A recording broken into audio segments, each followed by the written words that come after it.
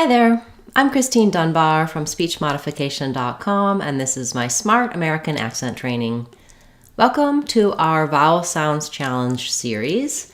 We've just started this new series to help you understand the vowels of English, and we're going to be going through each vowel sound we have in English, talking about the sound, how it's spelled, accent error patterns to watch out for, what words it's in, and more. And so I want to just walk you through the first sound in our series, which is the vowel E. The symbol for E is this little lowercase I. Depending on what dictionary you use, you might see a different symbol, but I use the IPA symbols. And so it's a little bit confusing because we see this lowercase I and we think about the letter I.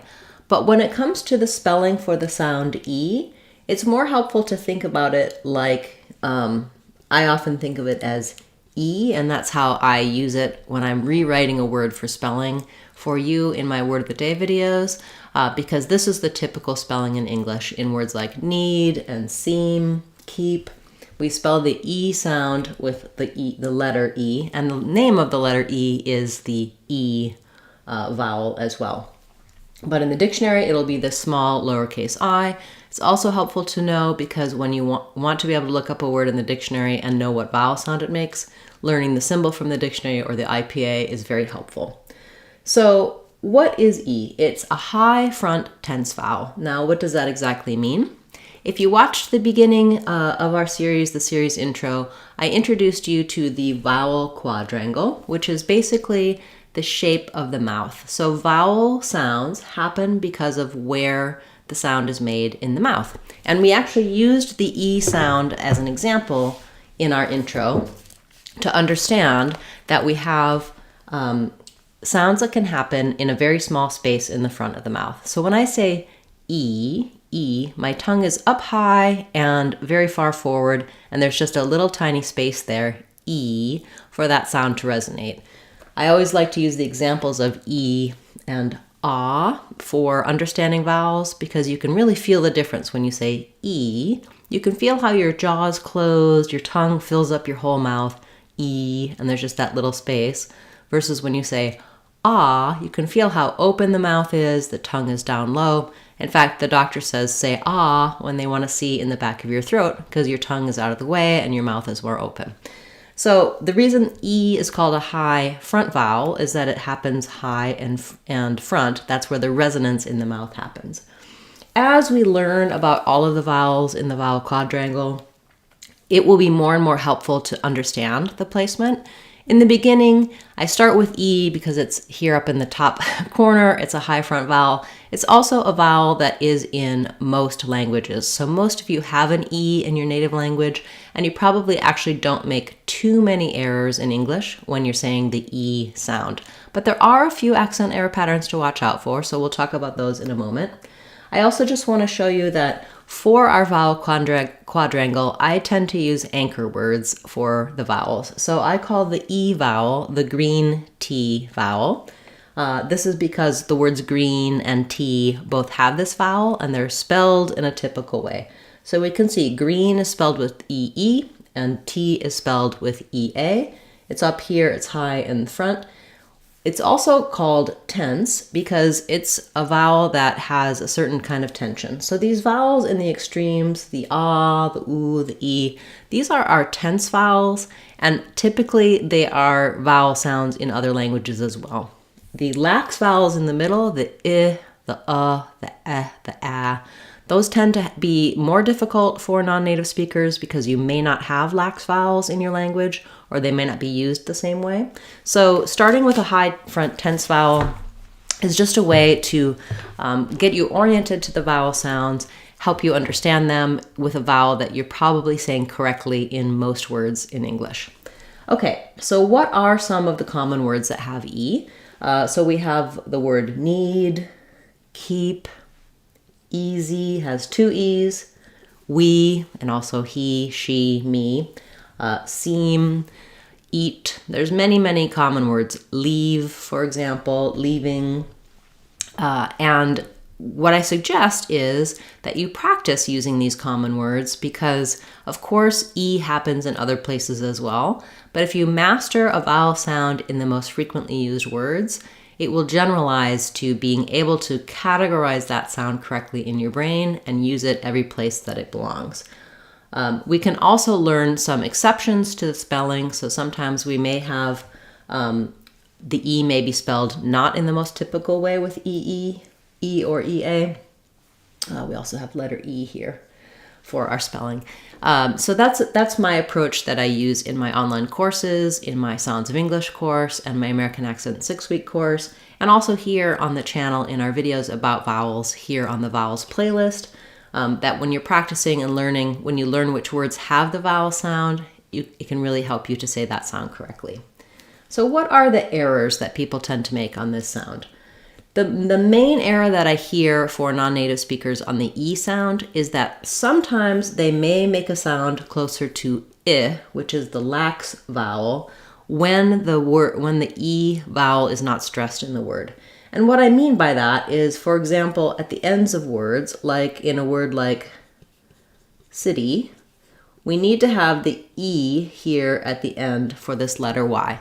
But I'll often hear people say more like city, or busy, where because that is an unstressed short duration vowel, they tend to go a little too lax. And what I mean by that is that instead of staying here for the tense E, city, E, having that really high front tense vowel, the tongue might drop a little bit and be a little too relaxed. City, city, instead of city, city. I also hear that, sometimes in words like keep, or words like, so in keep, we don't hold that E quite as long as we would in a word like need because the P sound is voiceless. So when we have a voiceless sound at the end, we tend to have a shorter duration vowel. So I will hear people say instead of keep, it sounds a little more like kip. They aren't necessarily fully doing the I sound, but they're not high enough, they're not tense enough for their E vowel.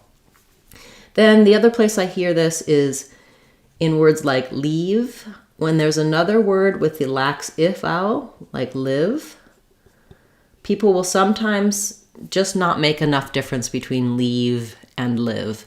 It's possible to make a sound that's a little bit in between. So, if my high tense vowel is here and my lax vowel is here, there is a range between E and I. These are just sounds and frequencies.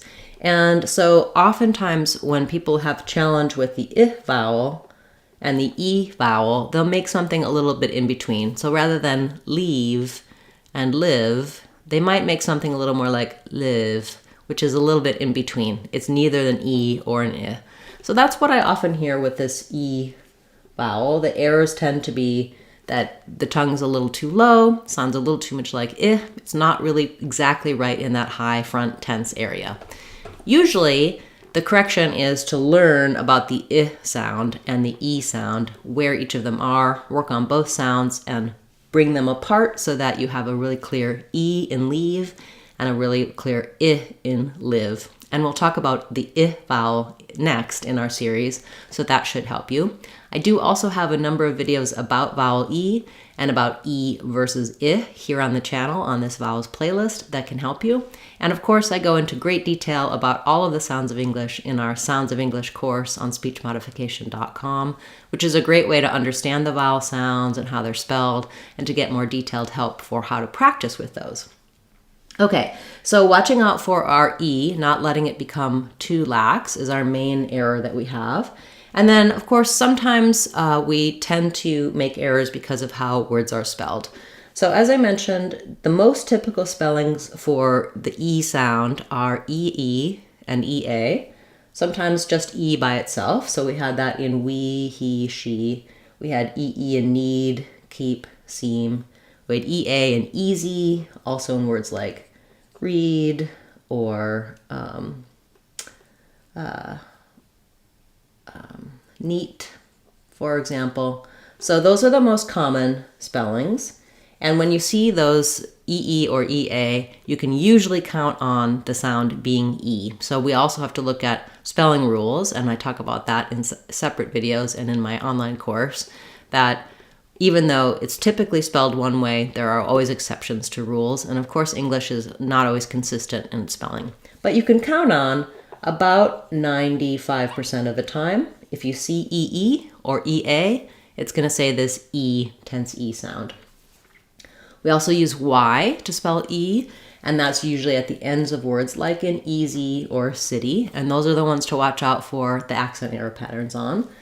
We also use IE, like in believe or peace. So this piece, like a piece of pie, has the same pronunciation as peace, like in world peace. And then very rarely we use the letter I for E. This is not common, and oftentimes when you see I, you might think E because you might spell it that way in your native language. Usually in our language, in American English, I is the I sound, like in city.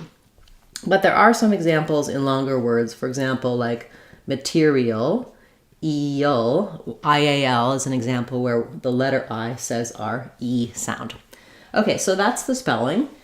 How do I practice with this? As I mentioned earlier, it's really vital to understand the difference between the E, like eat or leave, and the I, like it and live. So practicing for this vowel is also needs to happen in conjunction with practicing for the I vowel. However, you can identify where the problems may happen for you, and it's going to be in words like busy or city, where the E is at the end. Also in words like keep or neat, where the E is a little bit shorter. Practicing and mastering those words together with words that are easier for you, like need and seem, where the E is long and tense. So figuring out where those words are and then working on those words. For any vowel sound, then also practicing using the words in sentences, hearing that sound, finding out contrast words will help you. So walking you through practice, let's do just a few practices with our E sound, and then in our next video when we cover the I sound, I'll give you even more help for the E. So you can look at minimal pairs. So let's practice the tense one first and the lax one second. That would sound like eat, it, leave, live. You can also do two word phrases that both have the E sound, and you want both sounds to match. So if you have trouble with a word like keep, for example, then practice another word like we keep. And notice if you hear we keep, if your E is not correct in the word keep, it won't match with your first sound. So we keep, she keeps, need to keep, he keeps, etc. And then if it's the challenges with words with ity, like city or authority, you can practice just doing ity, hold your E a little bit longer to make sure it gets tense, then put it back into words. Ity, city, ity, pretty, ity, community.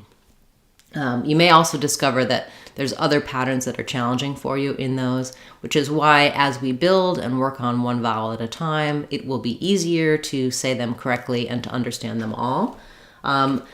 Taking any vowel in isolation by itself is challenging. So even though it can be a little bit overwhelming to look at all of our sounds of English, as we're working on E, the more we understand the I vowel, the more helpful it will be with the E, and etc., going through the whole vowel quadrangle. So that's why we're covering this in our vowel series in November and December, just to give you those resources and help for the sounds and to go a little bit more in depth with sounds.